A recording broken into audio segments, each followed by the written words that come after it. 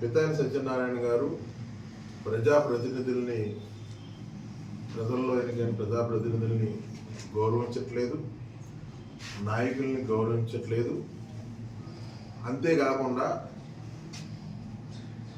ప్రజాప్రతినిధుల్ని, ఎన్నికైన సర్పంచుల్ని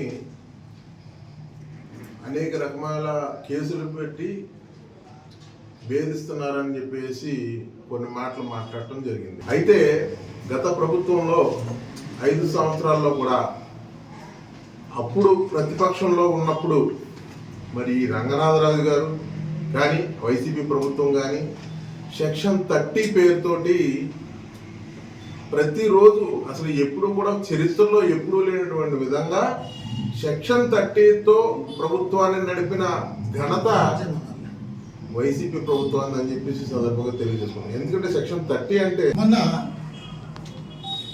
వాసిరెడ్డి గారు మాట్లాడుతూ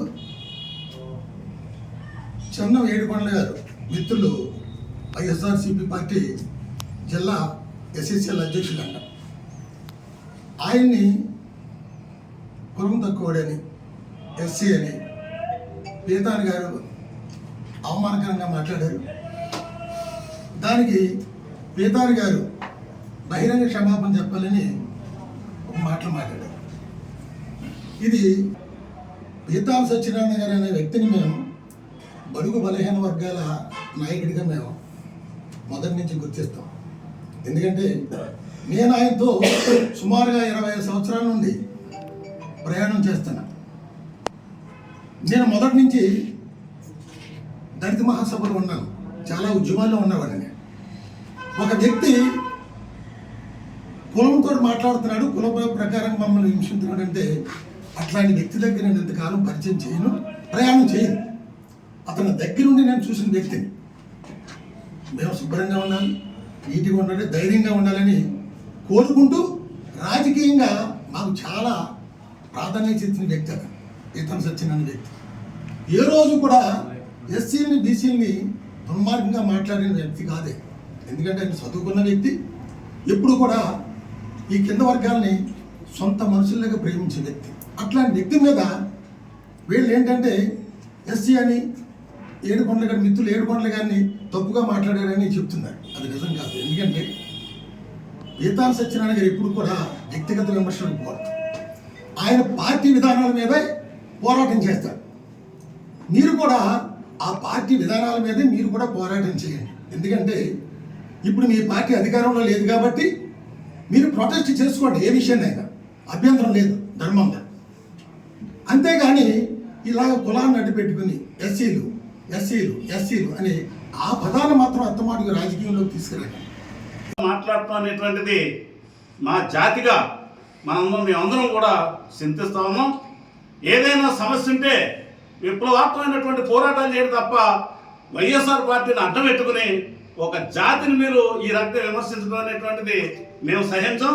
మీరు నల్ల జెండాలు వేసి కూర్చుంటే ఇక్కడ నియోజకవర్గమే కాకుండా ఈ రాష్ట్రంలో, ఈ జిల్లాలో ఉన్నటువంటి పీతాని గారి అభిమానులు, ఎస్సీ బీసీలు అందరూ కూడా ఖచ్చితంగా దాన్ని ఎదుర్కోవడానికి మేమందరం సిద్ధంగా ఉన్నామని చెప్పేసి ఈ ఈ ఈ రకమైనటువంటి మరి మీ లబ్ధి కోసం ఇలాంటి ప్రచారాలు చేయడం అనేది కరెక్ట్ కాదని చెప్పేసి పీతాని యొక్క నైజం ఈ రాష్ట్రం అందరికీ తెలుసు.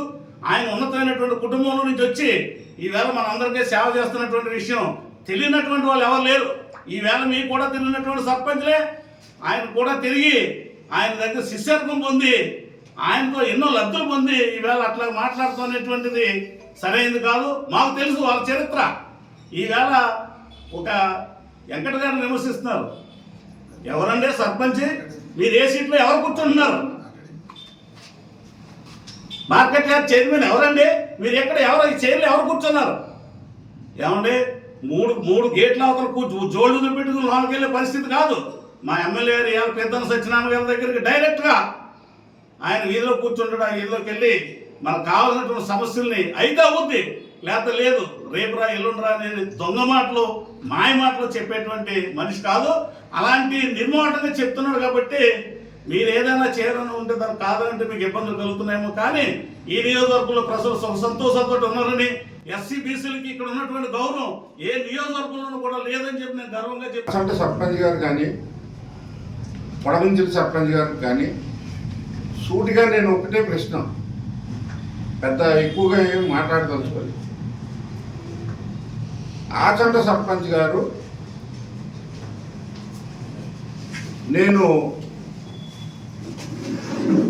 పడు బీదరాల్ని, నాకు ఉండటానికి ఇల్లు లేదు, ఇంటి స్థలం లేదు అని ప్రభుత్వాన్ని నమ్మించి ఆచంటలో ఉన్నటువంటి విలేకరుల లేఅవుట్ సైట్లో ఆవిడ ఒక సైట్ తీసుకున్న మాట వాస్తవం కాదా?